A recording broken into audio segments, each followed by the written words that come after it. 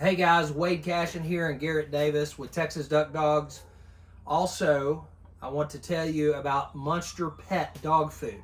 I used to own a dog food company. A lot of you know about that, On the Hunt Dog Food.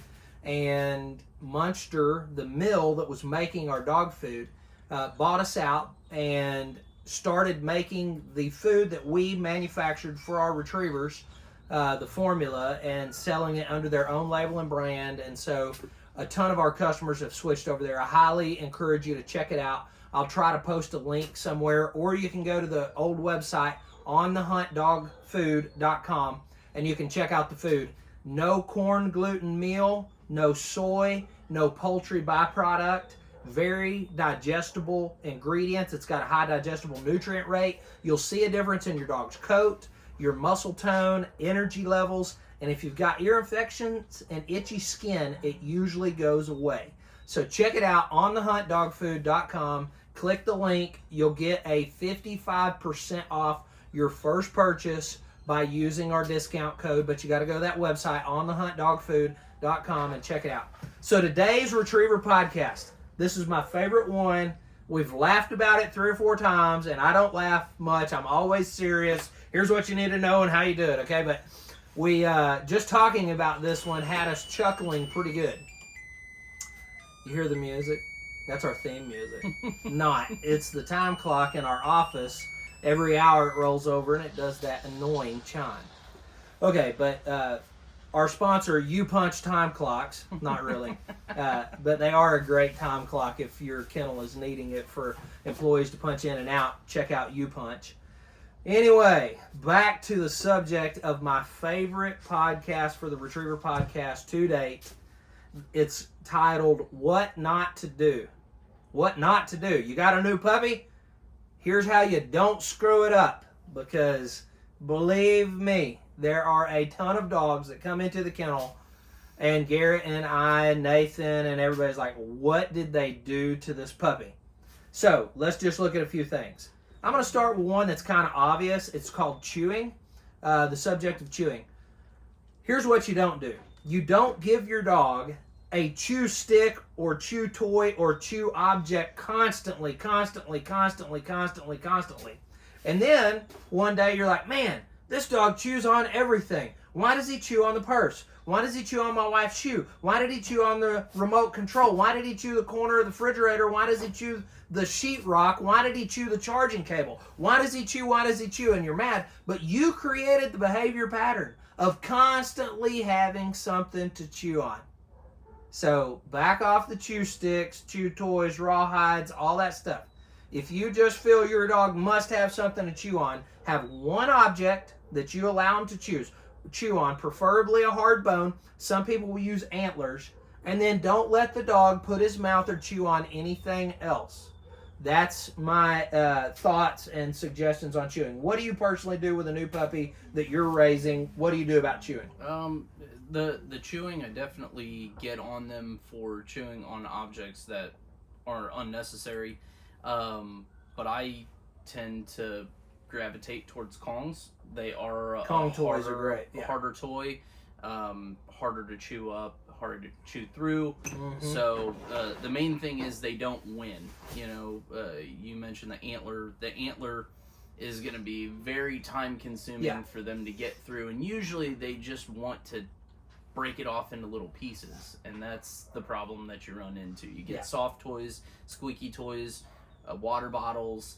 They all make noise. They all encourage chewing, and then they are able to shred those into pieces, and they've got them all over the house. Yeah.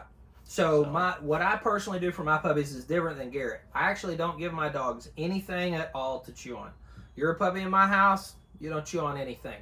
Maybe once a month, I will buy these short, I guess they're rib bones or whatever that they sell at Tractor Supply, and I'll give the puppy that. But that's mainly for good dental practice, and because that's how dogs in the wild, coyotes and wolves, keep their teeth clean. They chew on the bones of animals that they've killed or scavenged and found. So my puppy, I will give a real bone to and let him chew on that. But at max, that's once a month.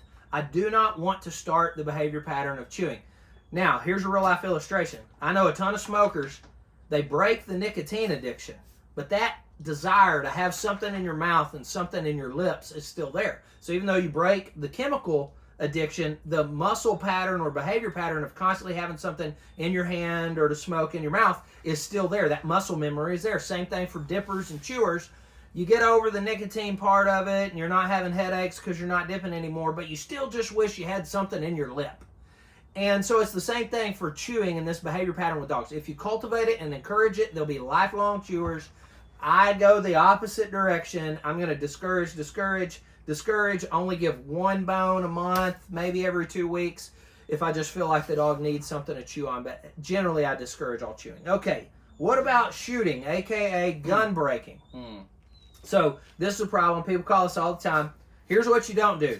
Don't take the pup out to the woods and just start shooting. Bang, bang, bang, to see what happens. Let's see if he's gun shy. That dog was not born gun shy, I promise you. But you can make him gun shy. Some dogs are more predisposed to being cautious, but he was not born gun shy. Now, just randomly shooting around him with no reward and no rhyme or reason for it, absolutely you can make one gun shy. Don't take him to the skeet range or the gun range. I hear people do all this all the time. Okay, in theory it's okay if the shots are 200 yards off. But I don't even have that as a, well, maybe I should try this idea in my head. My philosophy on gun breaking, I want positive association to loud noises. So I'm not going to introduce the gun until I've got the dog hooked on the bumper and the bird. And he sees those as real high value rewards. And then I'm going to introduce the gun in relationship to the reward. And yes, I'll start with a cat gun. And really with puppies I raise, it starts at the feed bowl. They know when they are 3.5, 4 weeks old, and I start bringing feed in, and they hear that bowl coming, I'm clapping and stomping, and I'm creating a positive reward association for loud noises and vibrations. Then I'm banging pans as they get a little older. Then I'm slapping 2x4s. You can take some 12-inch 2x4s and slap them, and it sounds like a 22 go off. You can do this in town in your garage. Your neighbors, you know, it's not like you're shooting a gun. You're not doing anything illegal, and you can desensitize the dog. Not just desensitize, though. We're really looking to create a positive association, reward-based association with the gunfire. So present the reward first, and then do the loud noises. Once you get your dog out to the field, it's the bird or the bumper. All right, next is jumping. What do you think of, what's your philosophy on jumping? I can't stand. Or how do people do it wrong? Well, the way people do it wrong is they encourage them to jump up on them. Allowing them to get in your face, get in your space. Man, the biggest thing is people think that puppies jumping up on them is cute, and they're constantly rewarding them by petting them. 100%. That needs to be a negative. Yeah, I want to agree 100% with Garrett. An 8-week-old puppy that jumps on you is so cute. But before you pick him up and give him positive attention and reward his jumping, can you just please push his butt on the ground, say sit, and then pick him up and give him the reward? Because what you don't want to do is every time he puts his paws on you, you pick him up and love him, scrub him, pet him, talk nice to him. Because that's going to go 8 weeks, 9 weeks, 10, 12, 16, 18. Now all of a sudden you've got a 6-month-old lab that weighs 71 pounds and he's jumping on you because all of his life, every time he's jumped on you, you've given him positive physical touch. Now, here's my funny illustration that I use with clients all the time. A dog jumps on you and you push him off. You're saying, get off me, you dumb dog. Say he's a year old, say he's 6 months old. He jumps on you, you're pushing him down. You know what the dog hears? Stroke, pet, touch. You're giving him the positive physical touch that you have trained them that if he will jump on you, you will give him this physical touch. So you're using negative words as if your dog was born understanding English, speaking English. He's not. So you say, stupid dog, get off, but all he hears is, good boy, okay. And so he hits the floor and jumps right back on you. And you push him down again, and you give him the positive physical touch that he is desiring. Retract the hands. That's right. Pull the hands away. I tell people, bark at them. No. A gruff no right in their face. If you've done a good job teaching no to the dog, then he knows, whoa, man, mom and dad are mad. But as soon as the feet hit the ground, reward the dog. Good, good, good, like that. You'll see puppies that I've raised, 9, 10-week-old puppies, they'll run up to me and sit because they know if they sit, they'll get positive physical touch. I'm not talking about treat-based training. I'm talking the dog knows if he comes and puts his feet on me, I'm probably going to swat his face a little bit and knock him down, or I'm just going to grab him and push him into the sit position and tell him good, good, and praise him. And if you're consistent, the dog will learn, and you'll see that behavior pattern created in your dog. Toys. My approach on toys, the highlight of your dog's life should be that bumper. If you're training a retriever puppy, he does not need to have 20 toys scattered around the house because everybody just thinks it's wonderful to see him pick up, play his toys. Then you get that bumper out and you try to tease him with the bumper. Is that bumper special? No. He can have fun at any time he wants with any of the 20 million toys that you have brought him, and he just thinks everything is mine. That's mine, this is mine, mom's shoe, that purse, this. Everything's mine. Look at all these toys. And then you bring the bumper out and you try to do something fun and encourage retrieving drive and the mechanics of retrieving and doing those things, and you have nothing to work with because the dog is overstimulated, a little bit of time in the crate, 2 or 3 hours, and then you come out and you present the bumper and you go straight outside and you toss it. You build excitement and enthusiasm that way. Don't overstimulate your dog with 1,000 toys. Let the bumper be the highlight of his life. If you got a chew toy, cut that squeaky out. Now, some trainers disagree, and I understand. If you're an experienced dog handler, you can teach your dog the difference between chomping and holding and all that stuff. But the average guy doesn't want a dog that chomps and crushes birds. And sometimes a squeaky toy and a water bottle, crunch, crunch, squeak, squeak, and they pick up that first dove and it's soft and about the same weight as that toy, chomp, crunch, and sometimes the dove will make a noise or the bones will crunch. And he's like, oh, wow, and he just goes to town chomping on it. If you're an experienced trainer and handler, yes, you can teach the dog hold, release. He can understand some or things are for playing and chomping and squeaking, and other things are not. But most of the people that I'm helping are not experienced dog handlers, and I say it's just better to steer clear of squeaky toys and water bottles.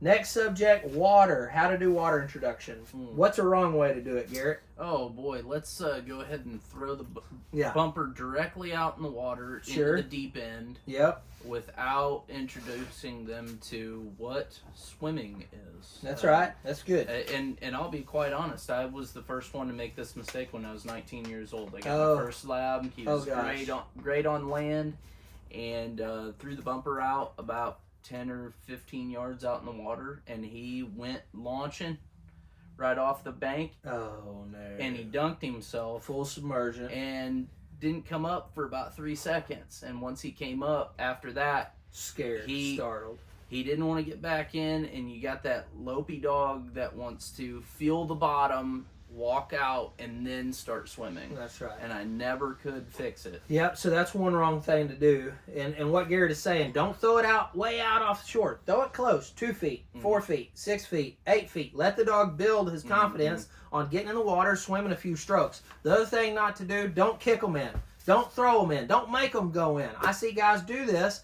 They're all worried about getting their dog's water introduction done and everything, and they're like, man, this puppy's not getting in the water. Maybe I'll just help him. Well, So negative. that can make it worse. So, but back to his point, launching off the bank. Now, if you have a gradual into your bank, the best thing to do is put your mud boots on, walk in, let the dog follow you in. If you are, say, in some kind of flood retention pond and there's a drop-off wall, be careful with that, especially with little puppies walking around the pool in the backyard, and they're clumsy and klutzy, and they're 9, 10 weeks old, and they fall in and do the full submersion.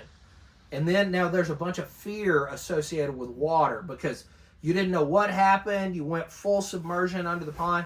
And I've seen dogs come into training, and I've asked the owners, hey, he's got good bird drive. Oh, yeah, bumpers, love them. Has he ever seen water? Well, he plays in the kiddie pool in the backyard. He loves water.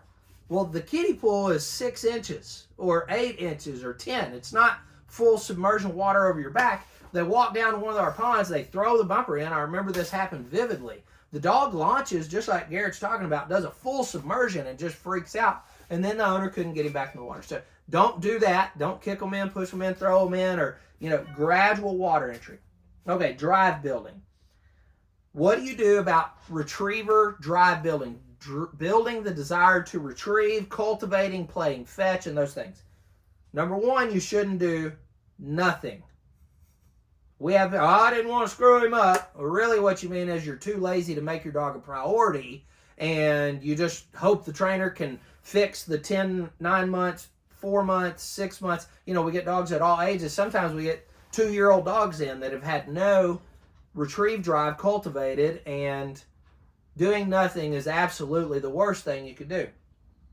Now, the pendulum swing. You got nothing over here, and you got 20 throws 3 times a day over here. Yeah, make it work. That's right. Take your 3-year-old T-baller or 5-year-old kid playing T-ball and make him run sprints at the end of practice. He's going to love baseball. Don't do that. Keep it short, sweet. 2 throws, 1 toss sometimes. Depends on your dog. 2 throws, maybe 3. Don't go more than that. Don't let him get hot and tired and turn the game off. Once he's turning the game off, you've caused him to lose interest and created a negative association. It's better to leave the dog wanting more. I tell people this all the time. Absence makes the heart grow fonder. If you have already burnt your puppy out, you need to crate him and not do anything for 2 weeks. Give him a lot of time in that crate with some pent-up energy. Don't throw anything. And you'll see, you come back after 10 days of that, and you pull him out, and you come out of that crate, and you throw that bumper. Oh, he's going to be so happy. Finally, they're playing with me again. Woo, the bumper, this is great. So use those things to your advantage, but don't do anything, and don't do too much. 1 session, 2 or 3 minutes, 2 or 3 throws, positive and fun. The other thing, retriever drive building, don't do the obedience work with the retrieving. Now, some of you guys have a dog in that top 10%, and you can follow trainers like Bill Hillman. He gets really high drive dogs. He plays a retrieve game. He teaches them sit and all this obedience, and he gives them some retriever rewards. But a lot of people bring us dogs that aren't in the top 5% of gene pool in the country. They don't have a high retrieving drive. And if you try to mix in a little bit of obedience before you've got his retrieving drive really high, you're putting the cart before the horse, and you're going to make what should be fun and playful work and mundane, and you'll end up killing his drive. So don't do that. Birds. What do you know about introduction to birds, and what is something that people do at the end of a dove hunt when they're cleaning birds that can absolutely ruin their dog, their little puppy? Oh, man. One of my buddies actually does this. He pulls the head off the dove and feeds it to the dog. Yeah. Give me a break. I mean, obviously encouraging the dog to want to eat the bird. Yeah. So, yeah. If you're doing that with your 4 or 5 month old puppy, go slap yourself, stop.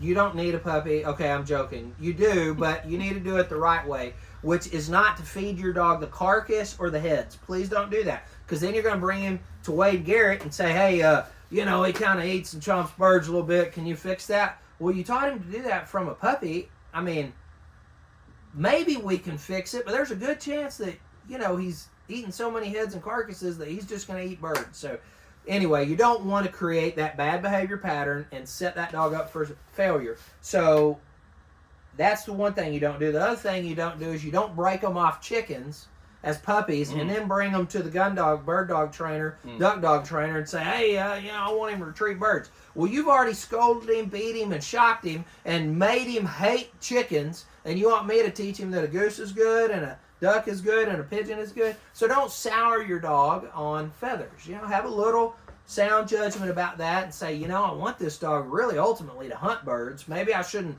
scold this puppy and create a negative association for the birds. So how do you do bird introduction right? I like to start with wings zip tied to a bumper. If I've done my bumper drive building right, then I can zip tie some wings to a bumper and get the dog used to the smell and the texture of the wings and work on the mechanics of the retrieve. And then when he gets a little older, we can introduce whole birds, real birds. Usually I start with frozen birds, a frozen pigeon. They're not as likely to crunch and chomp, and then you kind of get the mechanics worked out that way, and then they can develop and cultivate from there. Nose work versus eye work. You brought this point up last week. You see how it can make some bad things. So what do you not do in regards to nose work versus eye work? Do not throw the bumper, or if you're working with birds, don't throw the object in tall cover. That is going to put emphasis on them utilizing their nose to try and find the object. Now, wait a minute, Garrett. I've got a hunting dog. I want him to use his nose. What are you telling me? I'm not supposed to get my dog to use his nose? With a mark, their primary focus should be utilizing their eyes to find the area, look for the bird, and when they can't find it, they then revert over to using their nose. That's right. And real quick, we'll get into the difference between a retriever and a pointer. A retriever is an eyes first dog. They can't go get a bird unless you shoot it. They're handler dependent. A pointer is a nose first dog. He drops his nose on the ground and he starts following his nose. You follow the pointer and he tells you where the bird is. You need the pointer. He doesn't need you. The retriever needs you to shoot the bird so they can go perform their task. So a retriever is more dependent on a handler, and a pointer is more independent and stubborn. Now, if you've got a GSP, you know, oh my gosh, that's why he's so stubborn, okay? And we see this all the time in the pointers. You know, they'll kind of get sully and look at you like, what are you telling me what to do for? Give you the stank eye. When really their genetics say, put your nose on the ground, follow your nose, I'll follow you, you tell me where birds are. So they're in the driver's seat. But you don't want that for your retriever. You want a dog with a last name retriever, preferably a black Labrador retriever. Okay, we'll stop there. But we love all dogs, and we train all dogs. But we love to train black Labradors for a reason. And if you look at the national finalists at the National Retriever Championship and the National Amateur Retriever Championship, black lab, black lab, black lab, all black labs, you know, occasionally a yellow gets in there. There's been a couple of yellows win the NRC in the last 20 years, and the NARC, but generally it's all black Labradors. That's why I say that. I'd say it in jest, but there's always a little truth in jest. Now, an eyes first dog, you shoot the bird, you don't want him to just run out with his nose on the ground. You want him to see the bird fall and then go get the bird. So he has to mark where the bird fell. So he's eyes first, and then once he lands to the area of the fall, he engages his nose. So Garrett says, don't throw the bumper in heavy cover. And we're talking about for young puppies. You're trying to cultivate your puppy using his eyes, seeing the object, running out to the object, grab it. So we always start puppy introduction, drop building, and the mechanics of retrieving in flat mode yards, flat mode fields. They got to see to believe. They see it, they run out, they get it, and come back. And then later on, the distances get further, and the cover grows up, and the maturity of the dog goes up, and the difficulty goes up, and they start to engage their nose and learn how to hunt. It is important that they learn how to use their nose and how to hunt. My point is, don't put the emphasis on the nose work. For instance, if you're hiding bumpers in your backyard and then cutting the dog loose, hunt them up, and that's what you're doing for training, and it's a bunch of hunt them up drills. Well, you're teaching the dog as soon as he hits the grass, nose on the ground. I would rather teach that a different way. I would de-emphasize the nose. You do want them to have a good nose, but their primary tool and resource for retrieving is their eyes. I hope this is making sense. I hope you understand I'm talking about a balance in all of this. And a white bumper. Yeah, a white bumper. For that matters. That's right. Dogs are colorblind to orange, and so they have the orange for a reason, and it's advanced work, so they can't see it, and they have to use and engage their nose. But for puppies, you need to be using white. It's highly visible in contrast to the background, and they're going to have more success. I want to touch on something, too, as far as the mechanics of the retrieve and building the drive. I see a lot of folks want to immediately take that bumper from the dog. Yes. Don't do that. What you need to do is counter the dog. If they want to run away from you, you run away from them. I guarantee you they're going to chase you. Run away, clap, yeah, scream, holler. Get that inner cheerleader going. Exactly. Yeah. That's how you do it. Okay? Exactly. And when you're running the opposite way and you finally get them to come to you, you receive them, scrub them up, love them up, pet them up. Don't jerk that toy out of their mouth. Let them hold the bumper, the prize that they went and got. If they're real little and you're using a white tube sock, don't snatch that right out of their mouth. They're going to learn, man, if I bring this back to that guy, he's just going to take it from me. And they quit coming to you. Let them come all the way in. Praise them, love them, let them hold it, encourage them to hold it. Good boy, good boy, good boy. And after 5 or 6 seconds, gently roll it out of their mouth. And then tuck it under your arm or tease them and throw it again. But if the session's over, hide it, put it up, good, okay, and then go do something else. So that is a really good point. Finally, the e-collar, what not to do. If your dog has not been properly conditioned, it's called collar conditioning. We are creating a certain behavior response in response to the e-collar stimulation, whether it's a vibration, a tone, or a impulse and stimulation on the skin. We're conditioning the dog to a certain type of response. Mm-hmm. So people mess up when they say, man, I don't want the dog to do this or that, and they put the collar on there, and they use it. And collar conditioning and teaching the dog what the e-collar is, it always starts on leash. It needs to be a completely taught command.